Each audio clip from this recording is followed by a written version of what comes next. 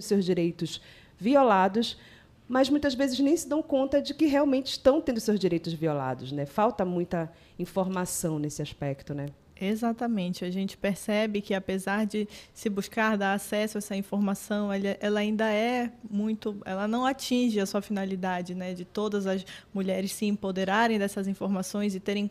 Na verdade, às vezes, falta até condições de poder brigar no momento que você está passando. Você só quer resolver, você só quer que seu filho nasça com saúde, você só fica preocupada com a sua saúde. Então, muitas vezes, a gente, eu digo por mim, que tive 2 filhos, sim, nessa condição que a gente fica na hora do parto, a gente só quer que dê tudo certo. A gente acaba, né, abrindo mão de muita coisa para no final dar certo. E aí, mas a gente vê muito nos casos das mães que elas realizam, querem muito o parto normal, anseiam muito um parto normal. Às vezes, uma cesárea não recomendada, ela traz um efeito negativo no puerpério muito grande, né? A gente já pude acompanhar pacientes que tiveram depressão pós-parto, porque não aceitavam, chegou até o momento de rejeição do próprio feto, porque acredita que a forma como ele veio ao mundo não era a forma como ela gostaria. E a gente está passando por nível hormonal muito alto, a gente não, né, tem que administrar muita coisa, é um mundo novo, e aí junta com as violências obstétricas, é muito normal você ver nas redes sociais ou na mídia relatos de pessoas que nem percebem que o que passaram e o que estão relatando é uma violência obstétrica, mas no fundo ela é uma violência obstétrica, né? Que, na verdade, a pessoa não teve na hora ou no momento condições de tomar qualquer...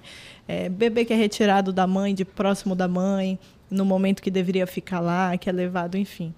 Tem várias situações que a gente nem imagina e que acaba sendo uma violência obstétrica. Tá certo, Hanna. 2h19. Vamos aqui para o nosso primeiro intervalo da audiência pública. Daqui a pouquinho a gente volta.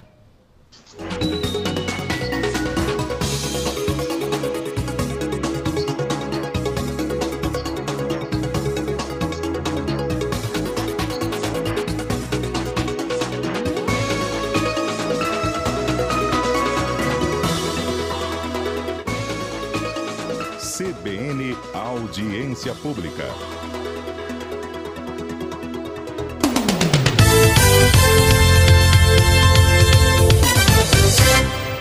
Oferecimento Apvida. Saúde pra valer. Aproveite as ofertas imbatíveis do Mais Barato. Agora você também concorre à nossa corrida premiada. É isso mesmo, são 3 minutos para você pegar o que quiser. Você e mais 2 amigos dentro da nossa loja por 3 minutos livres para garantir até R$3.000 em compras. A cada R$100 em compras você troca por um cupom para concorrer na corrida premiada. Mais Barato, surpreendente. Oferecimento Clínica Oftalmológica Vítria. Veja o mundo do seu jeito. É gente do norte, do nordeste, do sudeste, do sul, do centro-oeste, da praia, do campo, da cidade capital, interior. A Apvida cuida de mais de 7 milhões de brasileiros. Isso nos dá um conhecimento muito grande sobre a saúde da nossa gente. Cuidar é pra quem conhece. Apvida, saúde pra valer. Conheça nossos planos. Ligue 3131-2734. ANS 36825, dígito 3. Responsável técnico Dr. Francisco Floriano Delgado Perdigão, CRM. MCE 4953. Você já fez seu check-up oftalmológico? Agende sua consulta agora na Vítria Oftalmologia com nossos especialistas Renan Arede, Tarcísio Guerra e Erundino Neto. Na Vítria você encontra qualidade de vida, cuidado com os olhos, conforto, segurança e as mais avançadas tecnologias. Para informações e agendamentos, WhatsApp 988145190. Repetindo, 988145190. www.vitria.com.br. A Amazônia vai muito além dessa imensidão verde. Sua essência é a soma de toda a ancestralidade de saberes do povo da floresta, integrado à selva de pedra. Somos conscientes da necessidade de resguardar e preservar essa terra, através das iniciativas na educação, inovação e sustentabilidade, capacitando e integrando todos que vivem na região mais verde do planeta. Fundação Rede Amazônica. É da nossa natureza proteger e desenvolver a Amazônia.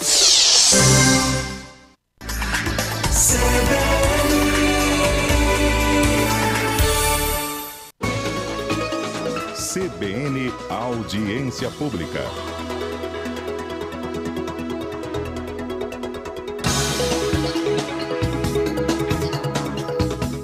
2h22, estamos aqui no segundo bloco do Audiência Pública de hoje, quando estamos discutindo o direito das grávidas e também violência obstétrica, né?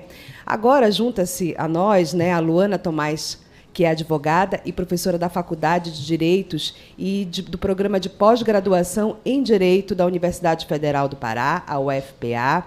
Ela vai se reunir junto comigo e também com a Hanna e a Rita, né, para discutir esse tema de hoje. E aí, Luana, boa tarde, mais uma vez, seja bem-vinda, obrigada, tá, por ter atendido o nosso convite. Obrigada, gente, um prazer estar aqui, enfim, espero colaborar com o debate. Vai colaborar com certeza. Nós já falamos um pouco a respeito da violência obstétrica, né, pegando como gancho esse caso, enfim, que aconteceu, infeliz, né, que aconteceu no Rio de Janeiro recentemente. E aí eu queria retomar com você, a gente já falou um pouquinho a respeito dos conceitos, né, o que são os direitos das grávidas, né, falamos um pouquinho a respeito desse caso que aconteceu. E eu queria ver com você o que uma mulher que sofreu, né, ela passou por uma violência obstétrica e ela constatou isso, né, que ela foi vítima de violência obstétrica. Nesse caso, o que ela pode fazer? Né? A quem ela pode recorrer? São várias esferas de responsabilização. Então, depende muito da conduta, né? Por exemplo, ela pode tomar providências administrativas, fazer uma denúncia junto ao Conselho Regional de Medicina, ou ao COREM, Conselho de Enfermagem, depende do tipo de violência que ela sofrer. Uhum. Se for num hospital público, por exemplo, ela pode fazer a ouvidoria do SUS, que também acolhe as denúncias, né? E em muitos hospitais particulares há também ouvidorias que podem receber esse tipo de denúncia. Ela também pode fazer denúncias diretamente ao Ministério Público, ou também, caso configure crime, que muitas vezes ela pode fazer uma ocorrência policial. E se a mulher desejar, também pode procurar um advogado, uma advogada, para ingressar com uma ação de reparação. Então, eu acho que um dos grandes problemas do enfrentamento à violência obstétrica é, muitas vezes, esses canais de denúncia, que não são muito claros, e essas mulheres estão muito fragilizadas após o incidente e não sabem muito bem a quem procurar, não se sentem muito informadas sobre o que aconteceu. Então, e muitas vezes esses hospitais, esses espaços de saúde não deixam também muito evidente esses canais de denúncia. Então, para essas mulheres não fica muito evidente o que elas podem fazer. Por isso é muito importante criar espaços de informação como o que a gente está fazendo aqui.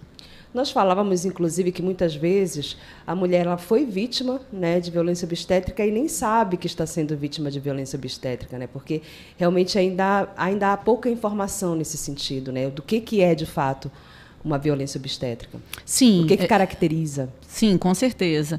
É porque a violência, esse termo, né, em certo sentido, ele passa a ser usado recentemente no Brasil, em que passa a ser usado internacionalmente, e muitos estados, aqui nós temos uma lei estadual, mas assim, muitos estados não têm contornos muito claros do que seria a violência obstétrica, ou então trabalham de uma forma muito genérica, né, ou então muitas mulheres associam, por exemplo, a violência obstétrica a determinados debates. Exemplo, cesariana. Hoje em dia tem muito esse debate sobre o parto normal e a cesariana, então as pessoas acham que a violência obstétrica por exemplo, impor um parto cesárea quando a mulher desejaria um parto normal, que não deixa de ser uma forma de violência obstétrica.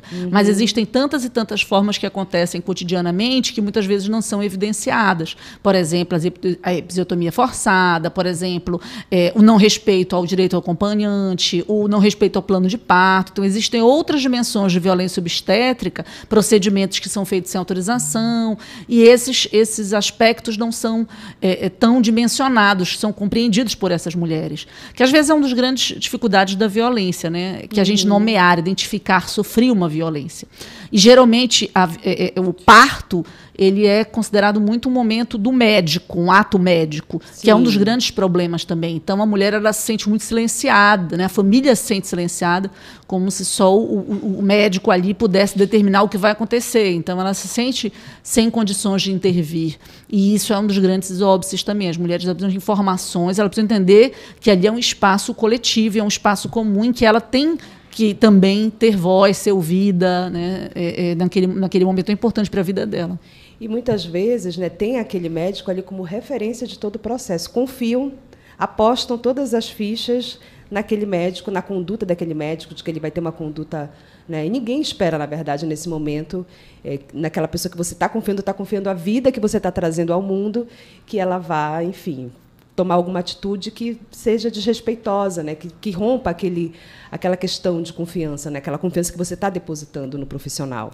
É muito uma lógica de autoridade, né? O médico sabe mais do que eu, então é ele que vai decidir sobre a minha vida, sobre a vida do meu filho, e quando deveria acontecer esse espaço de decisão mais compartilhado, né? Mas isso também não é uma realidade de todos os lugares. Por exemplo, nos interiores, inclusive isso é uma coisa prevista no Estatuto da Criança e do Adolescente, o direito da mulher ter um médico no pré-parto e durante o parto também. E nem todas as mulheres, por exemplo, têm esse direito, né? Muitas mulheres, isso acontece em muitos hospitais públicos, ela vai numa consulta no médico, no outro vai no outro médico, no outro vai no... E o parto já é um médico diferente. Então, ela nem consegue estabelecer esse elo de confiança, ela nem consegue saber quem é a pessoa que está gerindo aquele parto, que, inclusive, deveria ser um direito respeitado. Ela ter um profissional que a acompanhe do início ao fim, para justamente ela poder dialogar, construir esse processo, né? E nem sempre acontece. Principalmente aqui no Pará, né? Um estado imenso como o nosso, em que muitos municípios não têm maternidade, não têm espaços de referência de saúde que ela possa acessar.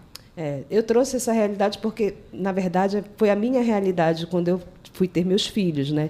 Tive, inclusive, com a mesma médica, me acompanhando nas 2 gestações. Então, mas, realmente, isso que você trouxe é extremamente importante, porque, às vezes, a realidade que nós temos aqui, estando na capital, é uma, e quem está no interior, enfim, nas regiões mais longínquas, é outra completamente diferente.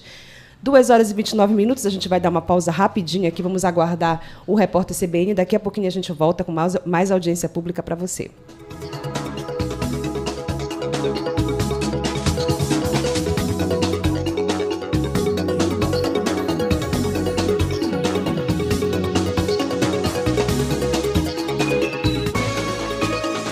CBN Audiência Pública.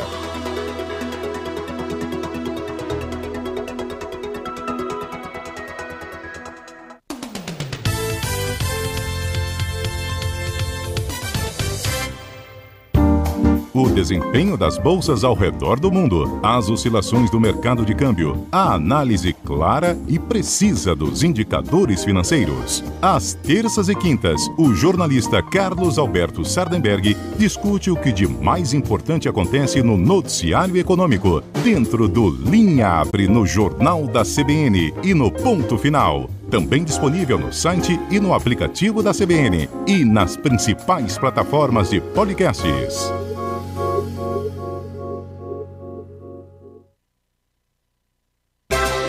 Os bastidores do Palácio do Planalto, as discussões no Congresso Nacional, as decisões do Supremo Tribunal Federal. Momento da Política. De segunda a sexta, o jornalista Mirval Pereira faz uma análise dos fatos mais relevantes do noticiário político, jurídico e econômico. Sempre dentro do CBN Brasil. Repórter CBN.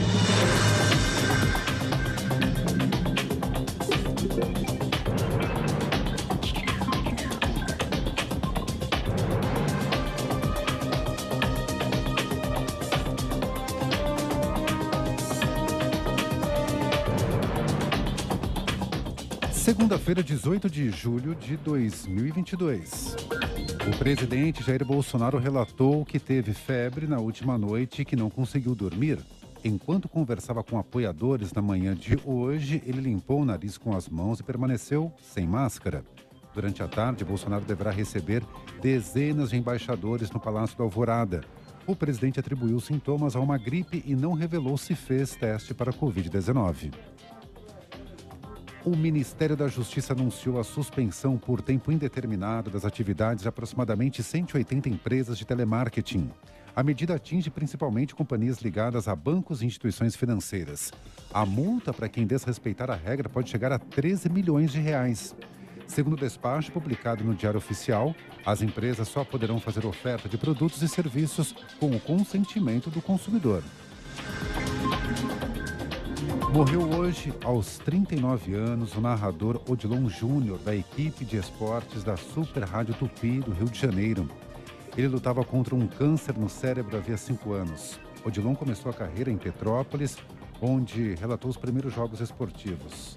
O último gol narrado por ele foi em fevereiro, na partida entre Botafogo e Vasco pelo Campeonato Carioca. Um tribunal de Moscou multou o Google em aproximadamente 360 milhões de dólares por não ter removido conteúdos que denunciavam a invasão da Ucrânia pela Rússia. Segundo as autoridades, a plataforma de vídeos YouTube, que pertence à gigante americana, não bloqueou informações consideradas falsas pelos russos sobre a ação. Nos últimos anos, as autoridades russas aumentaram a pressão sobre as principais empresas digitais ocidentais com multas e ameaças sistemáticas. No horário de Brasília, 2h33. Repórter CBN. As principais notícias do dia a cada meia hora.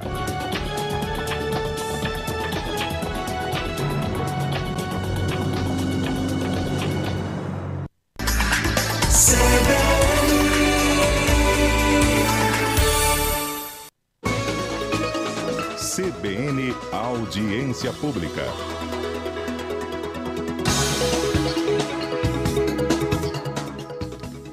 2h33. Terceiro bloco do Audiência Pública de hoje, quando estamos discutindo os direitos das grávidas e também violência obstétrica. E para discutir o assunto, nós convidamos as especialistas Hanna Bibas Maradei, ela que é advogada especialista em direito médico e vice-presidente da Comissão de Saúde da OAB Pará, a Luana Tomás, que é advogada e professora da Faculdade de Direito do Programa de Pós-Graduação em Direito da UFPA, e diretamente de Brasília participa conosco também via Skype a Rita Lima, que é vice-presidenta da Associação Nacional das Defensoras e Defensores Públicos e também é defensora pública lá do Distrito Federal.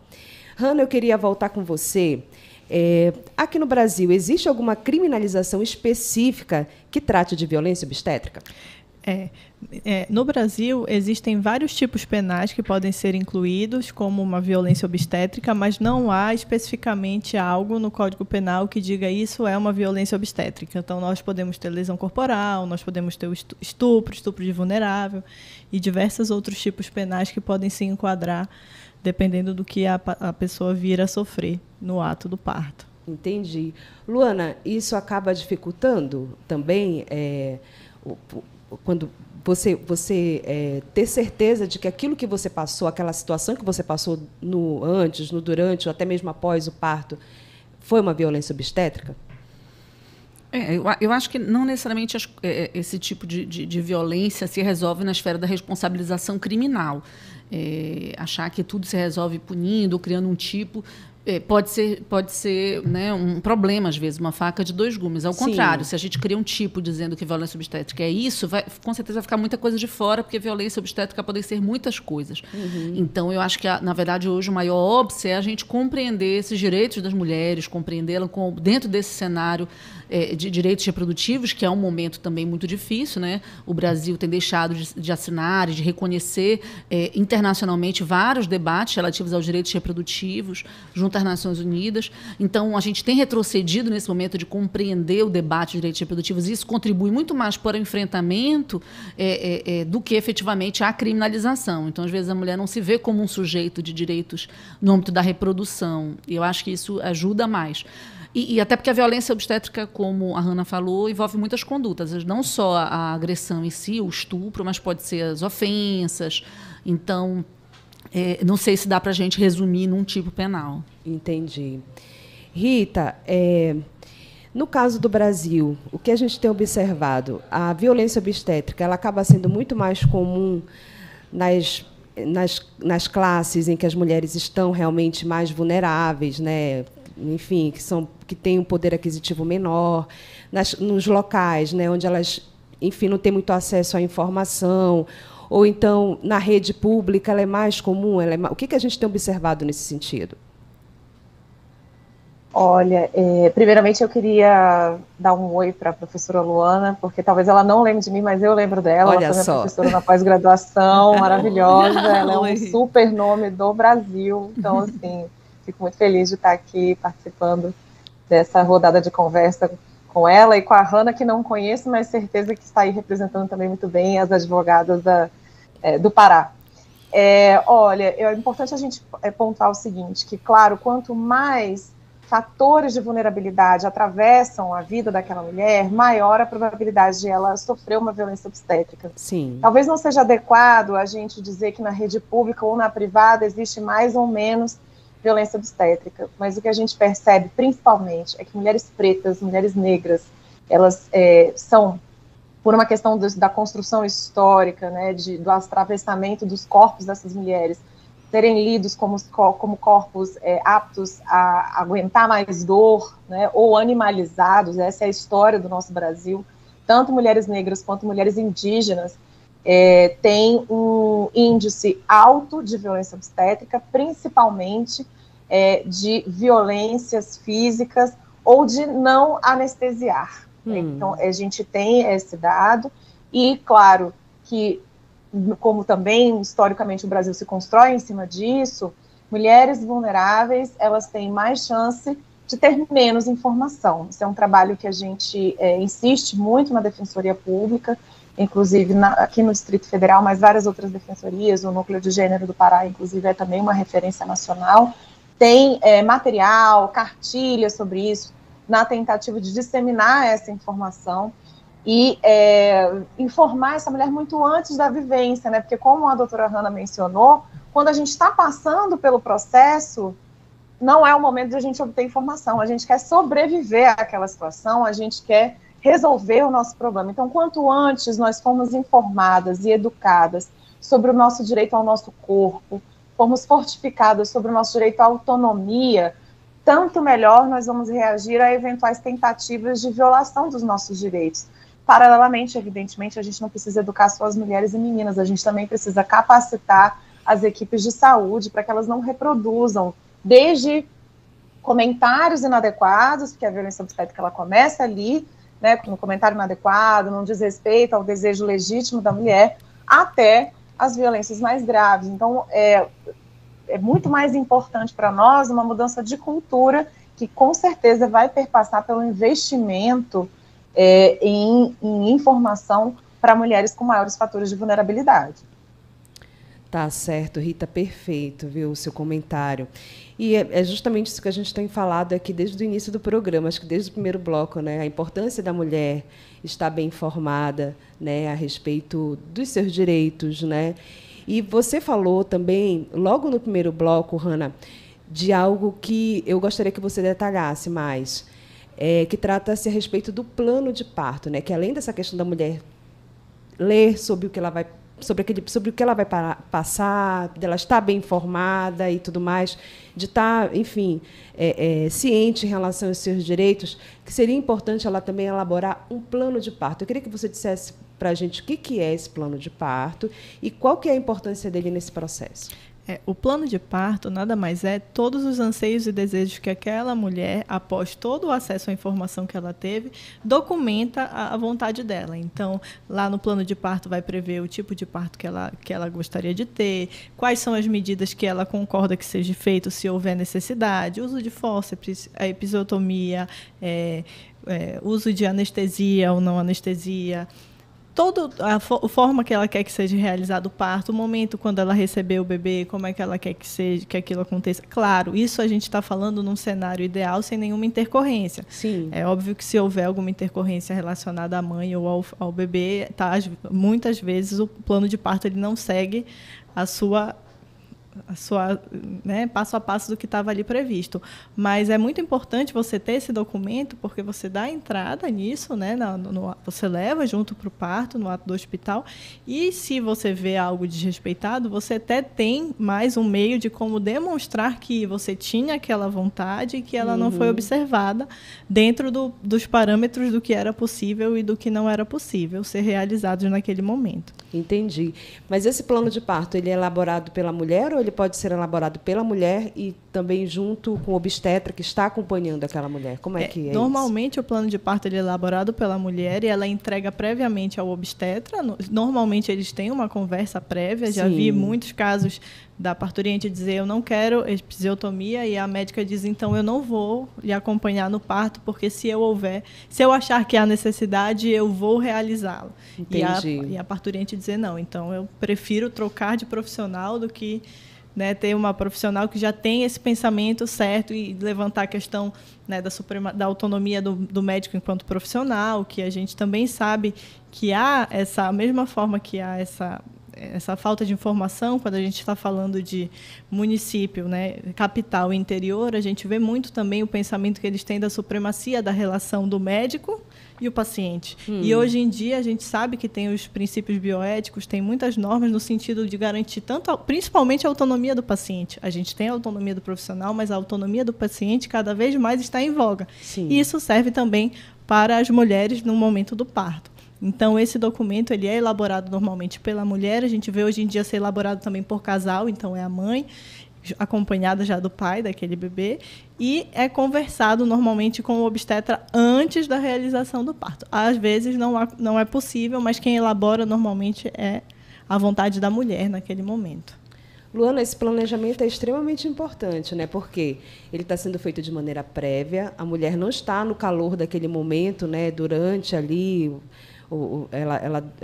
aquele momento em que ela está dando à luz, né, em que ela realmente está com as emoções à flor da pele, enfim, né, é numa outra circunstância. Ela está ali tranquila, está calma, ela leu a respeito de tudo aquilo que lhe cabe dentro do processo e ela vai elaborar ali naquele documento as suas vontades, né, o que ela tem vontade e o que sair daquilo que foi pensado, daquilo que foi planejado, fica até mais fácil de tipificar se aquela ação do profissional que estava acompanhando, ou de alguém daquela equipe de profissionais que estava acompanhando, saiu daquele script, o porquê que saiu, de justificar, de dizer se aquilo é ou não uma violência obstétrica, né?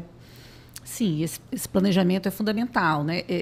Agora, infelizmente, a gente vive um contexto em que também há a dinâmica de mercado, né, de capitalização do parto ali, que atravessam aspectos de violação profissional, tanto no espaço público quanto no espaço privado. Então, se uma mulher na rede privada deseja ter um filho, a data não é ela que escolhe, no âmbito cesárea, né? A data não é ela que escolhe, o hospital tem que ver, já tem toda uma dinâmica que torna aquele momento tudo muito compactado num formato pré-determinado. Isso que você estava até falando há pouco com a Rita, né, das violações do âmbito público e privado. Eu até vi um levantamento interessante aqui da CESPA, dizendo que chegou a ter um momento aqui no Pará, eu não sei em 2020, 2021, mas que praticamente todos os partos da rede privada foram cesáreos. Quer dizer, não é possível que não teve uma mulher na rede privada em Belém que disse eu quero ter um parto normal. Então, todas. Isso é uma violência, né? Quer dizer, isso limita nosso espaço de escolha. Então, eu fui uma que eu queria ter um parto normal, falava com a minha médica dizia, não, mas a gente conversa depois. Eu dizia, não, doutora, eu quero deixar claro que eu quero ter um parto normal. Ela, não, mas depois. Uma semana para eu parir, ela disse, olha, mas eu quero dizer para você que eu não faço parto normal, não faço. Quer dizer, de um outro lado, você vê na rede pública essa mulher, por exemplo, que deseja ter um parto cesárea, que pode ser um espaço de escolha, e que não tem porque é imposto o parto normal.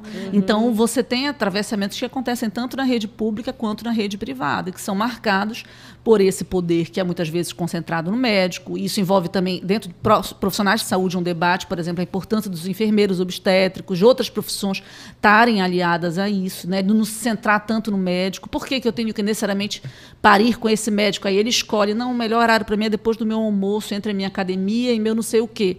Por que eu não posso parir com outro médico, então? Por que eu não tenho uma equipe de confiança, ao invés de um profissional que centralize tudo, né? Essas questões também de raça, né, que a Rita bem mencionou, dizer por que no Brasil as campeões, as denúncias de violência obstétrica são majoritariamente feitas por mulheres negras, né? E aqui no Pará, boa parte das denúncias de mulheres do interior do estado também, de mulheres racializadas, né, que muitas vezes são mais vulneráveis naquele espaço porque o médico acha que elas não terão apoio. Então, são essas questões que a gente precisa debater também, que às vezes impedem que a gente tenha escolha dentro desse momento, né? Muito bem. Rita, nós temos 2 minutinhos aqui ainda antes do intervalo, eu queria te ouvir rapidamente. A gente viu aqui que o plano de parto ele pode ser um instrumento muito interessante, né, no sentido de prevenir aí a violência obstétrica. Mas, além do plano de parto, quais outras ações que essa grávida ela pode, né, adotar para prevenir, né, uma violência obstétrica durante seu parto, por exemplo? O plano de parto realmente é um instrumento muito importante, mas a informação, né, ter a informação prévia sobre seus direitos, sobre o que de fato constitui violência obstétrica, conhecer o hospital, né, ou a maternidade, enfim, conhecer os profissionais de saúde para além do médico, isso é muito importante ser pontuado de fato, né? Porque se a gente for pensar na raiz, na origem da violência obstétrica, a gente está tratando do quê? A gente está tratando da cooptação por parte da medicina de um processo natural do corpo da mulher. Então, como eu imagino que tenha sido a professora Luana que tenha dito, a mulher ela sai do lugar de protagonista de uma sala de parto, e ela é a protagonista, é ela quem está dando vida ali. Mas a inserção desse processo no ambiente hospitalar, numa ideia de medicalização, faz com que ela deixe de ser a protagonista. Então, é muito importante que ela conheça tanto os processos naturais, né, na medida do possível, evidentemente, porque nem todo mundo vai ter a mesma capacidade de ter acesso à informação, mas também quais são as condutas que podem ser consideradas como violência obstétrica, porque muito antes ela já consegue identificar, e aí muito antes ela também já consegue se prevenir. O que a gente sabe, atendendo as mulheres, é que quanto mais bem informada, e quando ela questiona ou tensiona a equipe de saúde costuma se adequar, né, costuma evitar a reprodução de violência naquele caso concreto. Então, infelizmente, o que deveria ser um momento de entrega, né, daquela mulher, de tranquilidade, ela precisa se preparar um pouquinho mais para evitar que situações como essa se repliquem no Brasil. Então, conhecer quais são as práticas e conhecer toda a equipe que pode estar ali te atendendo é também uma forma de se proteger, porque você cria uma rede e você está informada para se prevenir. Perfeito, Rita. 2h49. Vamos aqui para o nosso último intervalo da audiência pública e daqui a pouquinho a gente volta.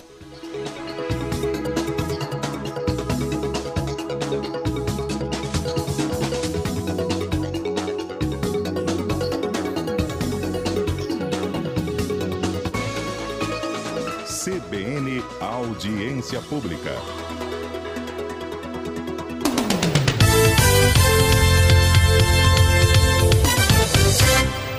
Oferecimento Apvida, saúde pra valer. Oferecimento Clínica Oftalmológica Vítria. Veja o mundo do seu jeito. É gente do norte, do nordeste, do sudeste, do sul, do centro-oeste, da praia, do campo, da cidade capital, interior. A Apvida cuida de mais de 7 milhões de brasileiros. Isso nos dá um conhecimento muito grande sobre a saúde da nossa gente. Cuidar é pra quem conhece. Apvida, saúde pra valer. Conheça nossos planos. Ligue 3131-2734. ANS 36825, dígito 3. Responsável técnico Dr. Francisco Floriano Delgado Perdigão, CRM MCE 4953. Você já fez seu check-up oftalmológico? Agende sua consulta agora na Vítria Oftalmologia com nossos especialistas Renan Arede, Tarcísio Guerra e Erundino Neto. Na Vítria você encontra qualidade de vida, cuidado com os olhos, conforto, segurança e as mais avançadas tecnologias. Para informações e agendamentos, WhatsApp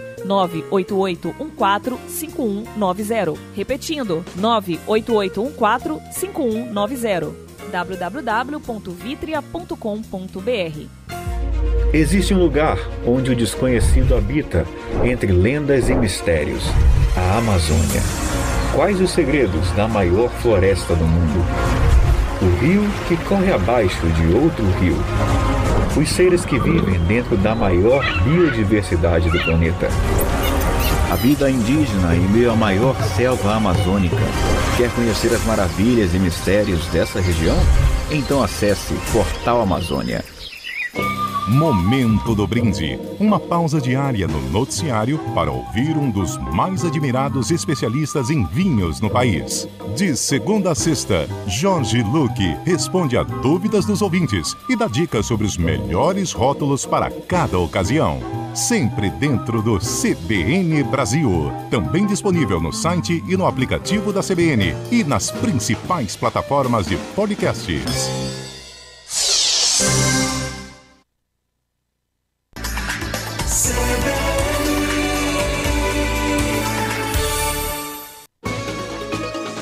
CBN Audiência Pública.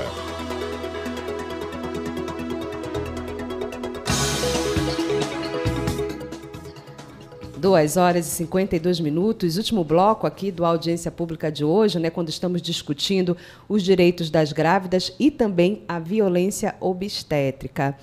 Luana, eu queria retomar esse nosso bate-papo com você, né, nesse último bloco, porque assim, a gente tem, de um lado, o parto, que virou um grande negócio, né? A gente vê partos aí, como a gente até conversava aqui durante o intervalo, no valor de 30 mil, enfim, valores exorbitantes. De um lado, a gente tem um parto que virou realmente um grande negócio, mas, por outro lado, a gente também tem vários movimentos no sentido de tornar esse parto, de fato, mais humanizado, né? Eu queria que você falasse sobre esses dois contextos e de que maneira a gente pode chegar mesmo, né, a estabelecer um equilíbrio nesse processo, se é possível estabelecer esse equilíbrio, né, no sentido de fazer com que aquela mulher realmente ela seja acolhida, porque é isso que todas nós precisamos nesse momento, né, que a gente tenha uma rede de apoio, que a gente tenha acolhimento. É importante dizer que a gente vive um momento de muitos retrocessos para os direitos das mulheres, muitos, em várias áreas, né? E uma delas é o âmbito dos direitos reprodutivos. Então, por exemplo, o Ministério da Saúde chegou a proibir o uso do termo violência obstétrica, que é um termo que tem sido reconhecido internacionalmente. Sim. E que o Ministério da Saúde utilizava. Então, assim, é como se fosse um cala-te-boca, uma censura ao debate. E nós estávamos numa crescente, nós estávamos num debate que era nacional e internacional de humanização do parto. Quais são as estratégias possíveis para garantir maior humanização, seja na rede pública ou privada? Então, a implantação da rede Segúnia, experiências de hospitais de referência em todo o Brasil. Isso era um debate que estava sendo feito nacionalmente. O que a gente pode se fazer nesse sentido, tanto na esfera pública quanto privada? E isso houve um grande retrocesso. Então, hoje em dia, é como se na esfera privada os hospitais dominassem o setor, então eles que mandam, a determinação é exclusivamente deles, quanto se paga.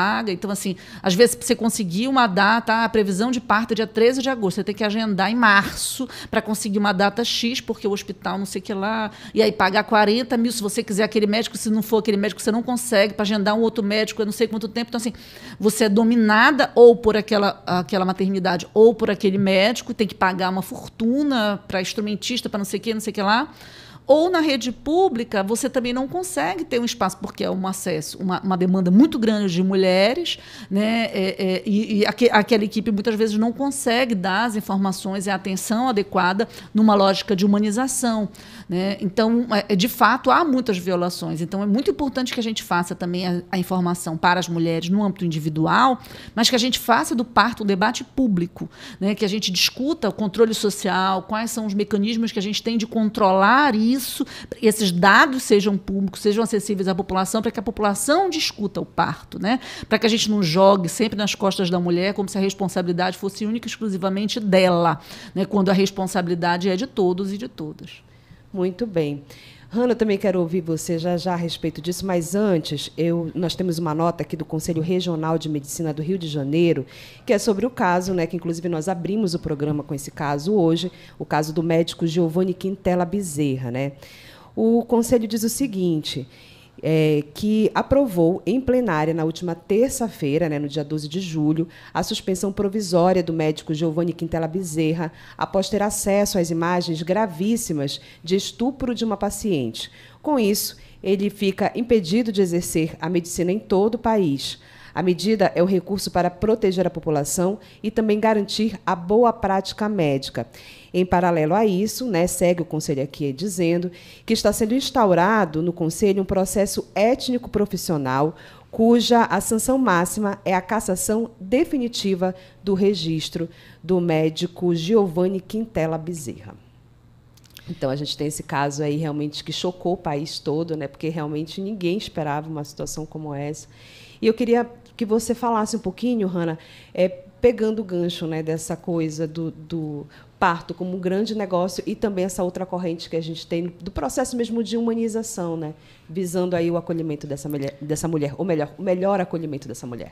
Sim, com certeza. Inclusive, o CRM local ele agiu, né, como se esperava, fazendo a suspensão provisória desse profissional para evitar que ele continue com seu CRM ativo e, de repente, ele possa continuar fazendo o atendimento, porque o processo ético-disciplinar ele é um processo que tem vários requisitos a serem cumpridos, uma tramitação específica a ser respeitada e um prazo considerável para se encerrar. Então, isso é uma medida que, inclusive, vem a proteger do que outras mulheres não passem por ele em qualquer outro procedimento cirúrgico, porque, né, não só no parto, mas como a qualquer outro, qualquer pessoa que esteja na mesa de centro cirúrgico está sujeito, né, a gente está vulnerável naquela situação, né? Então, paralelo a isso, a gente vê, infelizmente, como a própria professora Luana falou, o aumento da mercantilização do parto, se a gente pode assim dizer. A gente tem no nosso município, aqui em Belém, a lei das doulas, que garante que a parturiente ela tenha uma pessoa de sua confiança, que seja doula, que acompanhe o processo do parto, independentemente do acompanhante, que é uma lei federal que garante o direito do acompanhante. E também a gente tem, por outro lado, o Conselho Federal de Medicina permitindo a cobrança para os partos normais, que a professora falou, 30 mil, você mesmo falou 40 mil, justamente no enfoque de que é a disponibilidade daquele profissional no período que você está em trabalho de parto. Então, não seria uma cobrança pelo parto em si, mas pelo tempo que você está disponível. E aí a gente acaba novamente se tornando refém de toda aquela situação. Normalmente é um profissional que já recebeu valores altíssimos, que você já tem uma relação de confiança muito bem estabelecida com aquele profissional, e aí, por alguma intercorrência, o parto ele é uma grande interrogação. A gente a gente tem uma data provável, a gente não sabe se o parto vai acontecer da forma como a gente quer, na data que a gente quer, com o profissional que a gente quer. Já várias situações do profissional que a gente pagou caro, está viajando, ou não atendeu o telefone, já tivemos esse tipo de situação. Então, a ideia de se humanizar o parto no sentido de ter uma equipe multidisciplinar que esteja disponível, que gere essa relação de confiança, não só com um profissional, talvez seja uma forma de você garantir com que aquela paciente, naquele momento, se sinta acolhida, né, diante de todas as possibilidades que ela pode estar naquele momento. Perfeito, Hanna. Rita, minutinho final aqui já do nosso programa. Rita Lima, que participou com a gente via Skype, diretamente de Brasília. Ela que é vice-presidenta da Associação Nacional das Defensoras e Defensores Públicos e também defensora pública do Distrito Federal. Rita, muito obrigada pela sua participação, querida. Eu que agradeço e devo registrar a importância de a gente estar pautando esse tema com esse nome, sem constrangimento de falar em violência obstétrica, justamente num contexto em que o próprio nome tem sido questionado, né? Então, parabenizo aí a iniciativa do programa de tratar sobre essa questão e é uma honra estar participando. A honra é nossa, viu, Rita? Agradeço também a Luana Tomás, ela que é advogada e professora da Faculdade de Direito e do Programa de Pós-Graduação em Direito da UFPA. Muito obrigada por terem me convidado para participar desse debate, que foi muito proveitoso. Um abraço para a Hanna, um abraço à distância para a Rita, querida, e para todo mundo que está nos ouvindo. E, enfim, espero que avancemos aí no enfrentamento deste tema tão perverso. Avançaremos com certeza. E agradeço também a Hanna Bibas Maradei, advogada, especialista em Direito Médico e vice-presidente da Comissão de Saúde da OAB Pará. Obrigada, Hanna. Muito obrigada, Dani. É um prazer estar aqui. Agradeço também poder estar debatendo com profissionais e pessoas tão qualificadas. Obrigada. Tá certo. Então, estamos aí na porta com o repórter CBN. Daqui a pouquinho a gente volta com um Tarde de Notícias para você. Repórter CBN. Sede do governo mineiro. A reunião serviu para anunciar apoio à reeleição. A legislação proíbe a utilização de bens públicos para esse tipo de encontro e prevê uma multa ou cassação do registro de candidatura. O mercado financeiro reduziu de 7,67% para 7,54% a estimativa para a inflação brasileira deste ano. É a terceira queda seguida da projeção.